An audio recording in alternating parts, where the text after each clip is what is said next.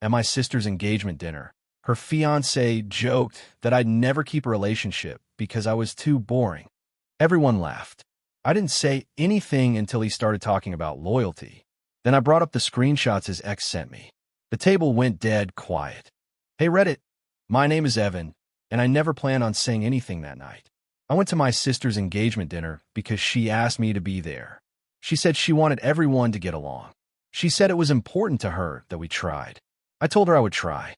I kept my promise until her fiancé pushed it. The dinner was at a small family restaurant she liked since high school. She chose it because it felt familiar to her, and she said she didn't want anything formal.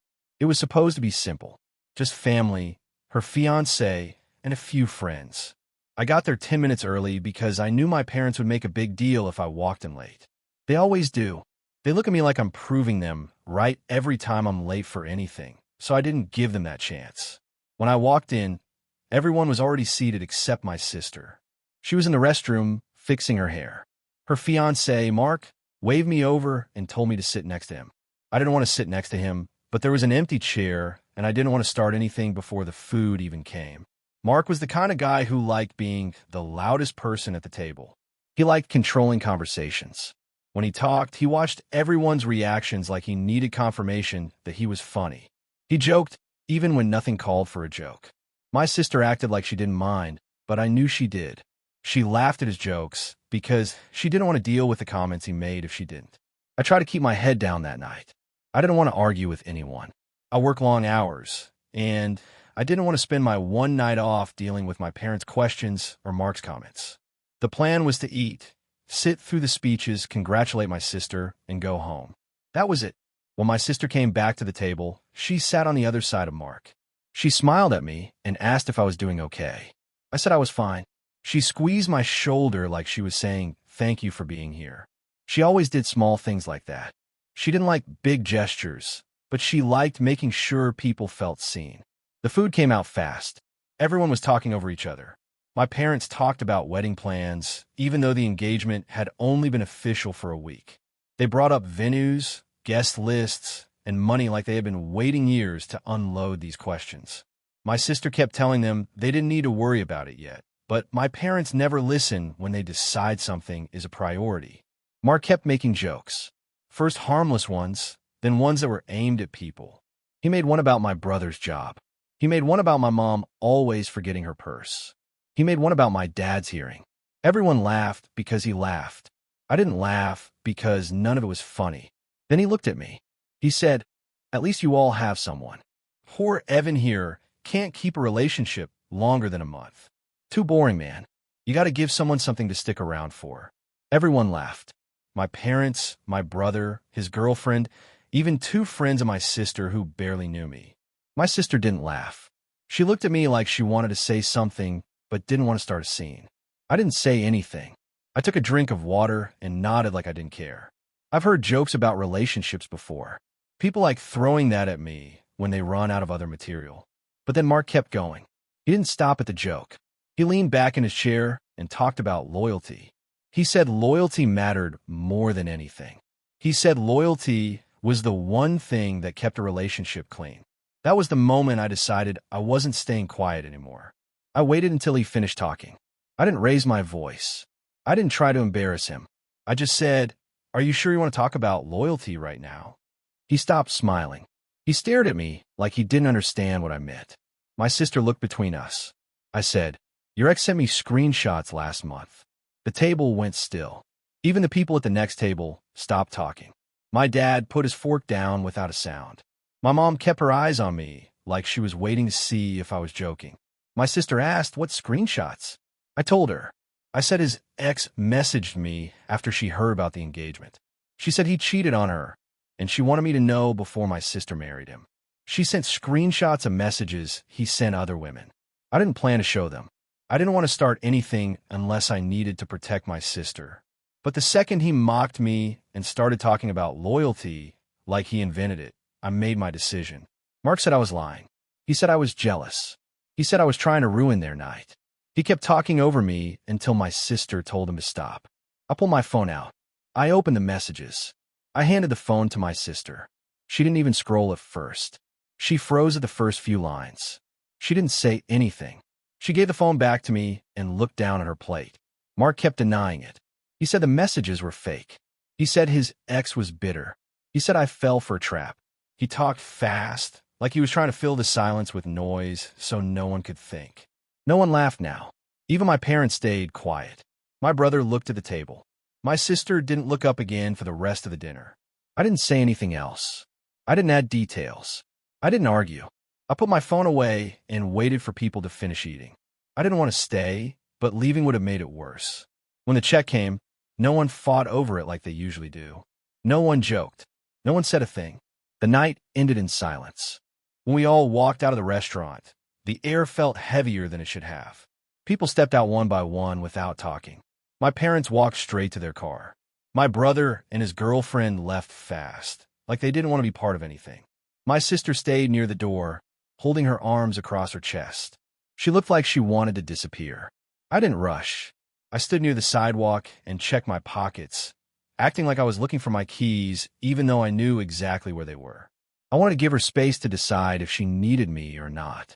Mark walked out last. The door closed behind him, and he came straight toward me. His steps were quick, sharp, like he had been holding everything in until he found me alone. He didn't yell, but his voice was tight. "You ruined everything," he said. I kept my hands in my pockets. "I didn't ruin anything. You made the joke. You brought up loyalty. That was your choice." He stepped closer, too close, like he wanted to intimidate me. He wasn't bigger than me, but he acted like he was used to winning arguments just by standing in someone's space. "You had no reason to say that tonight," he said. "This was her night. You picked the worst possible time. I wasn't going to say anything until you joked about me," I said. "I didn't plan this." He laughed once, short and bitter. "You think this makes you some kind of hero?" "I don't think anything," I said. "I just didn't want you acting like you're above everyone when you aren't." He clenched his jaw and looked away for a moment, like he wanted to punch something but knew better. Then he said, "You should have talked to me first." "That wasn't my job," I said. "Your ex talked to me because she knew you would lie to her. She didn't want my sister falling for the same thing." He pointed at me. "You don't know anything about what happened." "Then why were the messages real?" I asked. He didn't answer. He opened his mouth, but before he could speak, my sister walked out of the restaurant. Her eyes were red. She had been crying in the bathroom. She stopped a few feet away from us. Her voice shook when she said, "Were those messages real?" Mark didn't turn toward her at first. He kept staring at me like I was the problem. When he finally looked at her, his face changed fast. His voice softened. "They were from before you and I started dating," he said. "They don't matter now." "That isn't what I asked," she said. "I asked if they were real." He hesitated. It was only a second, but it was enough. She wiped her face with her sleeve. "You joked about him being boring. You joked about loyalty. You said loyalty was the most important thing. Why would you say that if you hid something like that?" He stepped toward her. "Because it was before us. I didn't want to bring up something that would just make things worse. I didn't think it mattered anymore." "It mattered when you made the joke," she said. "It mattered when you made everyone laugh at him." He ran his hand through his hair. "I was joking. I didn't think he'd take it so seriously." She shook her head. "You didn't think. That's the problem." He looked at me again, like it was my fault she was upset. "You could have stayed quiet." "I could have," I said. "But you didn't." My sister hugged her arms again, like she needed to keep herself together. "I don't care about the timing. I care that you didn't tell me." "You wouldn't have understood," he said. She blinked at him. "You didn't give me a chance." He kept talking, but none of it made sense. He said he didn't want to hurt her. He said he didn't think she'd care. He said it wasn't cheating because it didn't overlap. He said he changed. He said too many things at once, trying to find the one line that would fix the moment. She didn't respond to any of it. She walked past him and came to me instead. "Can you drive me home?" she asked. I nodded. "Yeah." Mark stepped after her. "Wait, don't leave like this." She didn't turn around. "I don't want you to follow me." He kept moving. "We need to talk." "Not now," she said. "Not while I feel like this." He stopped halfway to her, like he finally understood she meant it.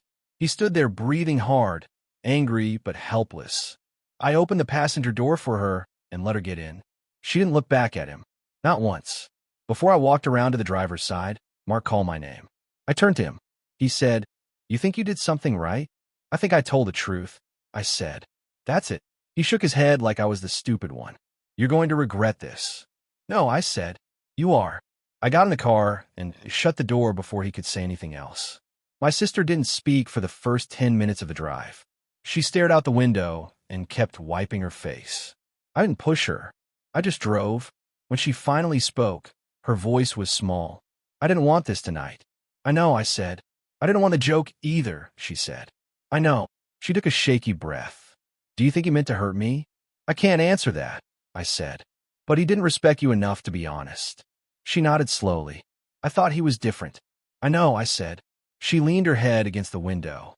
I don't want to talk to anyone right now. You don't have to, I said. When we got to our parents' house, she didn't want to go inside yet. We sat in the driveway with the engine off. The yard lights were the only things on. She said, "Thank you for telling me." "You're my sister," I said. She nodded again, like that was all she needed to hear right then. After a minute, she said, "I need time. I don't know what I'm going to do." "That's up to you," I said. "I'm not going to tell you what to decide." She looked straight ahead. "I just don't want to feel stupid." "You're not," I said. "Someone lied to you. That doesn't make you stupid." She didn't cry again. She just sat there until she felt ready to go inside. We walked in without saying a word to anyone. My parents tried to ask what happened, but she told them she wasn't talking about it. She went straight to her room. I went home after that. I didn't hear from her again until the next day. The next morning, I woke up to 3 missed calls from my mom and 1 from my dad. I didn't call back right away. I knew exactly what they wanted to say, and I didn't feel like being blamed before I even had coffee. I took a shower, sat on the edge of my bed, and tried to figure out how much damage had been done overnight. I didn't expect anything good. My sister texted me once in the morning. She wrote, "I'm staying in my room. Don't come over. I'm not talking to anyone right now." I told her, "Okay, I'm here if you need me." She sent a heart emoji, nothing else. Around noon, my mom finally showed up at my apartment without asking. She knocked like she was angry, short and fast, the way she knocks when she's about to give a lecture. I opened the door, and she walked in before I even moved aside. She didn't sit down. She didn't take a breath. She went straight into it. "You should have stayed quiet," she said. "Last night was supposed to be for your sister, not for drama." I leaned against the counter. "I didn't start the drama." She crossed her arms. "You embarrassed her in front of everyone." "No," I said. "He embarrassed her when he joked about me and pretended he was some loyal saint." My mom shook her head. "It was a joke. You know he jokes like that. You didn't have to take it so personally. He made everyone laugh at me." I said. Then he talked about loyalty like he didn't cheat on someone months before dating her. "I'm not letting that slide." She sighed like she was tired of dealing with me. "You could have told her later." "He wouldn't have stopped," I said. "If he jokes about me now, what's he going to do when they're married? What's he going to joke about then?" She didn't answer. She looked away, then looked back like she was trying to come up with something that would shut me down. My dad walked in behind her a moment later. He wasn't angry, but he had the look he gets when he wants everyone to calm down by pretending problems don't exist. He said, "You should have waited. You ruined the night." I said, "I protected her." He raised his voice slightly, not yelling, just frustrated. "She was happy. You could have let her have one night." "She was happy because she didn't know the truth," I said. "That isn't real happiness." My mom turned toward the window. "You always have to be the one who points things out. I'm not going to sit there and let someone joke about me while lying to my sister," I said. "I'm not built for that." My dad rubbed his forehead. "You two always look for the worst in people." "No," I said. "I look for what's real." He showed me what's real the second he opened his mouth. They didn't like that answer. They never like answers that make them rethink anything. A few minutes later, my brother walked in. I didn't even know he was coming over. I guess they picked him up on the way. He leaned against the wall and said, "You know the joke wasn't serious." I looked at him. Everyone laughed like it was. He shrugged. "Yeah, because it was just a joke." I said, "He didn't joke about anyone else the way he joked about me. He aimed it at me because he knew people would laugh." My brother didn't respond. Instead, he said, "You didn't have to expose him in front of all of us." "He exposed himself," I said. "I just pointed it out." He rolled his eyes. "You always make things bigger than they need to be." I stared at him. If someone joked about you failing at your job or never succeeding at anything, would you sit there and laugh? He didn't answer. He looked at our parents like he wanted them to jump in again. I asked, "Why is his joke okay, but my truth isn't?" No one responded. My mom finally said, "Because your truth has consequences." His joke had consequences too, I said. It pushed me to say something I was trying not to say. My dad sighed again. "You're missing the point." "No," I said. "You all are. You care more about the quiet than the truth." My brother sat down on the couch. "She's been in her room all morning. She won't talk to anyone." "I know," I said. "You made her cry," he said. "I didn't cheat on anyone," I said. "I didn't hide anything from her." My mom spoke up again. "Regardless, things would have gone smoother if you waited." I shook my head. He wouldn't have confessed anything if I confronted him later. He would have said I made it up. She needed to see the messages with him sitting right there, unable to deny them. My dad looked tired. "She still could have found out another way." "Maybe," I said. "But she didn't. She found out last night. And now she can make her choice without a lie hanging over her." For a moment, no one said anything. The apartment felt too small for all of us. Then my brother asked, "Did you even think about how she'd feel?" "Of course I did," I said. "That's why I didn't say a word until he pushed it." My mom muttered, "You always have an excuse." I didn't respond to that. There was no point. My dad finally said, "You should apologize to her." I said, "I will if she asks, but not for telling her the truth." My mom looked disappointed. My dad looked exhausted. My brother looked annoyed. It was the usual combination. A few minutes later, they all left. They didn't slam the door, but the silence right after they walked out hit harder than if they had. After they left, I texted my sister again. "If you need anything, I'm here. I'm not going anywhere." She didn't respond, but I didn't expect her to. Later that afternoon, my brother texted me again. He said our parents thought I owed everyone an apology.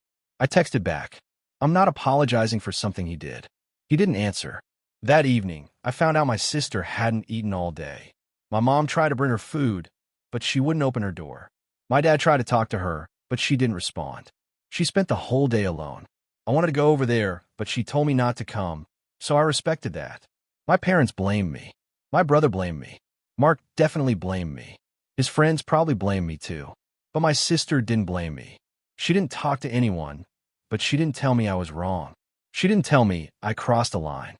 She didn't ask why I did it. She already knew why. She just needed time to sit with everything. That night, I was sitting on my couch with the TV on, but not watching anything. I kept checking my phone every few minutes, even though I knew my sister wasn't going to text again. She needed space, and she was taking it. I told myself not to worry, but that never works. When something hits my family, it always circles back to me one way or another. Around 10 p.m., my phone buzzed. I thought it was my sister, so I grabbed it fast. But it wasn't her. It was Mark's ex, the same woman who sent me the screenshots a month earlier.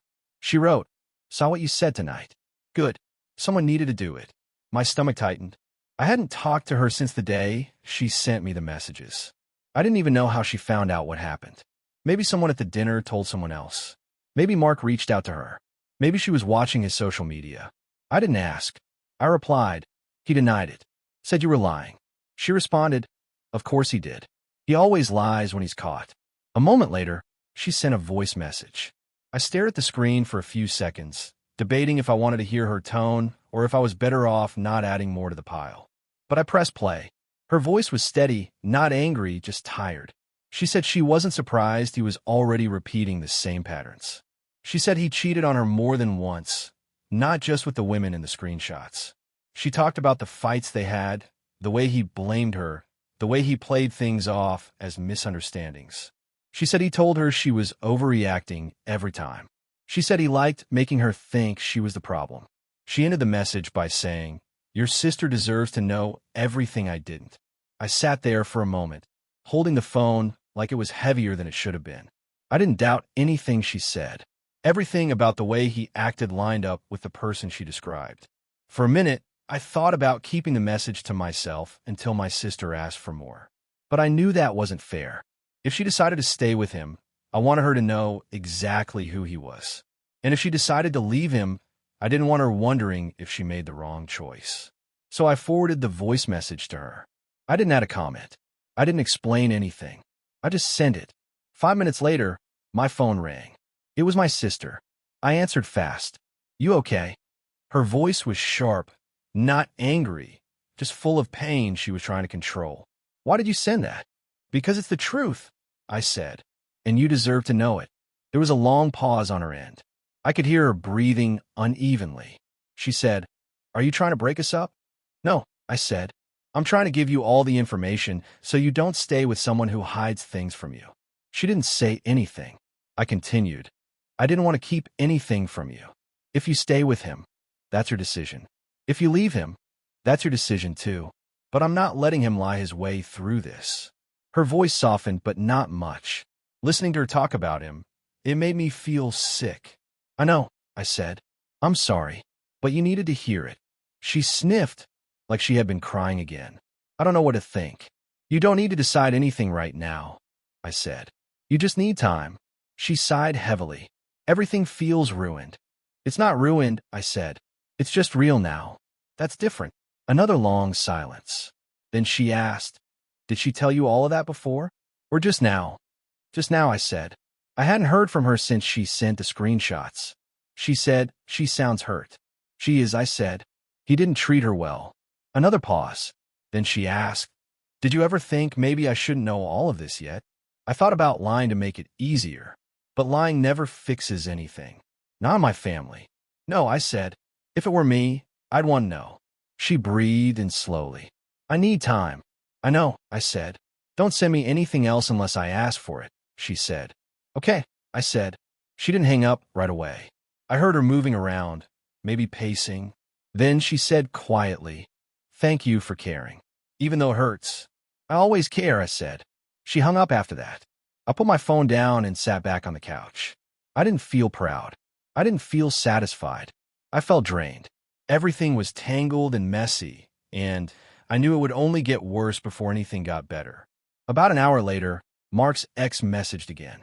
She asked if my sister was okay. I told her my sister needed space and time. She said she understood. Then she wrote, He'll try to twist everything. He did it with me too. I didn't respond. I didn't need to. I already knew she was right. After midnight, I tried to sleep, but every time I closed my eyes, I replayed the dinner. His face. My sister's face. My parents' reactions. The silence at the table. I kept thinking, if I had stayed quiet, would she still be crying right now? But then I'd think, if I stayed quiet, she'd be crying months later instead. Around 2 a.m., my sister texted me one more time. I'm not mad at you. I just don't know how to breathe through all of this right now. I need tomorrow to be quiet. I wrote back, Take all the time you need. She didn't reply again. I put my phone on the nightstand and finally let myself fall asleep, knowing morning would bring even more conversations I didn't want to have. I spent the next day trying to act normal. I went to work, answered emails, pretended I wasn't replaying the sound of footsteps on my stairs. Every time my phone buzzed, I jumped. Nothing came in, no texts, no calls, but that felt worse. Silence gave people room to prepare things. That night, around 11, I heard a car stop outside my apartment. Not close enough to be in my driveway, but close enough to feel intentional. I muted the TV and waited. A door shut once. No footsteps, no voices. Just a single slam, followed by stillness. I didn't move for a full minute. When I finally looked out the window, I saw headlights off but a familiar body shape behind the wheel. My brother. He just sat there, staring straight ahead. He didn't come to the door. He didn't call. He stayed for maybe 20 minutes, then drove away with the same slow roll he used whenever he was trying not to wake our parents during high school. I didn't sleep after that. The next morning, my mom finally texted. It wasn't an apology or even a question. It was, You need to stop stirring things up. Not, Are you okay? Not, We should talk. Just a command, phrased like I was a child making trouble again. I asked her why he drove by my place. She responded almost instantly. No one went to your place. Stop imagining things. And that's when something clicked. It wasn't denial. It wasn't confusion. It was strategy. That's how they operated. Pretend reality didn't happen, and eventually the other person folds first out of exhaustion. But I didn't fold. I scrolled back through the years. Missed birthdays, the we'll talk later, the quiet expectation that I'd already be the one compromising. My brother got the expensive sports programs, the new shoes, the trip to Spain with his friends. I got be grateful for what you have. And now I got stop imagining things after catching him outside my place at midnight. I opened my notes app and typed out the truth in a way that felt final. I'm done covering for everyone. If he shows up again, I call the police. If you want to fix this, talk like adults. If not, we're done. I didn't send it. Not yet. I needed one more thing.